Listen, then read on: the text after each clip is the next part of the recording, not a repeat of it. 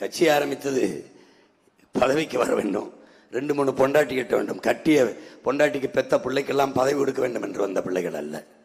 நாங்கள் வந்தது என் சொந்தங்களே, லட்சக்கணக்கான என் இனத்தின் பிணத்துக்கிடையே பிரசவிக்கப்பட்ட பிள்ளைகள். நாங்கள் தாலாட்டு கட்டு வளர்ந்தவர்கள் அல்ல, என் தாய் தந்தையரின் ஒப்பாரி ஓலத்திலே வளர்ந்த பிள்ளைகள். நாங்கள் ரத்தத்திலே என் மக்கள் சிந்திய ரத்தத்திலும் கண்ணீரிலும் கருக்கொண்டு உருவான பிள்ளைகள். இதயம் முழுக்க வலி, ஆவேசமாக கத்துகிறான், கோபமாக பேசுகிறான் என்றால் நீண்ட காலமாக என் இனம் தூக்கி சுமந்து வந்த வழியின் மொழிதான். இதயத்தில் நெருப்பு எரிகிற போது சில பொறிகள் வாய்வழியே வந்து விழும் என்கிறார்கள். அந்த நெருப்பு தான் உங்கள் மகனின் ஆவேசம். கண்முன்னே என் இனத்தின் துயரமும் வழியும் விரிகிற போது ஒரு இனம் தெரியாத வெறி என்னை ஆட்கொண்டு ஆவேசப்படுத்துகிறது. சாமி வந்து ஆடுவது போல அதுதான் என்னை இயக்குகிறது. அதில்தான் ஒரு மகன் தன் உடலாற்றலால் இப்படி உழைக்க முடியும் என்று நீங்கள் நம்புகிறீர்களா?